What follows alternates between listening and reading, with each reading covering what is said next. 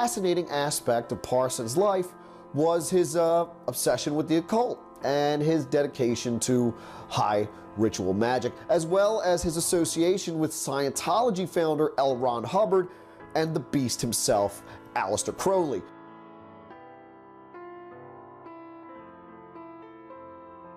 The whole thing is so incredible. The whole story is so amazing, so remarkable.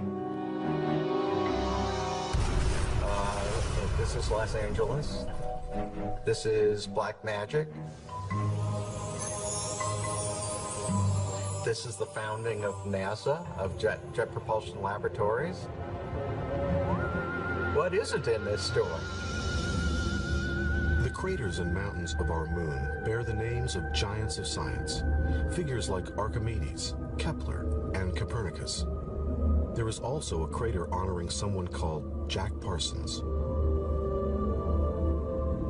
There are some who would rather he had been forgotten. Perhaps that's why his crater is on the dark side of the moon.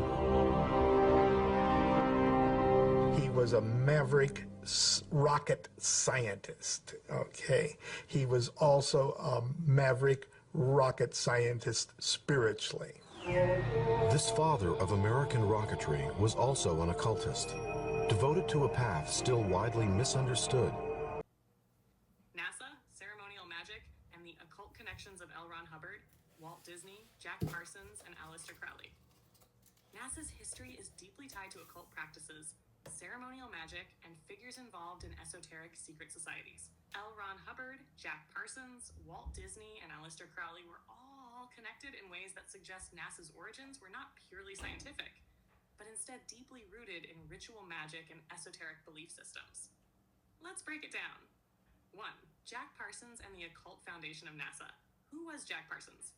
Jack Parsons, 1940 to 1952, was a rocket engineer, chemist, and one of the founders of JPL, Jet Propulsion Laboratory, which became a major part of NASA. Parsons was a dedicated follower of Aleister Crowley's Thelema religion and practiced ceremonial magic. He believed that rocketry was a way to pierce the veil between dimensions and make contact with other entities. The Babylon working ritual. In 1946, Jack Parsons and L. Ron Hubbard, founder of Scientology, performed an extended ceremonial ritual in the Mojave Desert. The ritual was called the Babylon working, inspired by Crowley's sex magic teachings. Their goal? To invoke the Thelemic goddess Babylon and create a moonchild, a supernatural being who would usher in a new age. Shortly after, the modern UFO phenomenon exploded, and the first gray alien descriptions closely resemble Crowley's entity, Lamb, which he claimed to have contacted. Jack Parsons was literally trying to use rocket technology and magic to summon non-human entities. This is the foundation of modern space programs. Aleister Crowley, Thelema, and Lamb. The first gray alien, Crowley's ritual contact with Lamb. In 1918, Aleister Crowley performed a ritual called the Amalantra working, designed to open an interdimensional gateway. After the ritual, Crowley drew an entity named Lamb, which looks identical to a modern gray alien. He claimed Lamb was from another dimension and was guiding human evolution. Did the Babylon working reopen this gateway? Many believe that Jack Parsons and Hubbard's rituals were a continuation of Crowley's earlier work. Shortly after the Babylon working in 1946, the first modern UFO sightings began happening in 1947, including Roswell. This suggests that NASA, UFOs, and interdimensional contact are all connected through ceremonial magic. If modern alien encounters are connected to Thelemic rituals, then the space program may not be about space. It may be about contacting entities. I3, Walt Disney, NASA, and psychological programming. Disney's involvement in NASA's public image. Walt Disney had deep connections with Wernher von Braun, the Nazi scientist brought to the US through Operation Paperclip.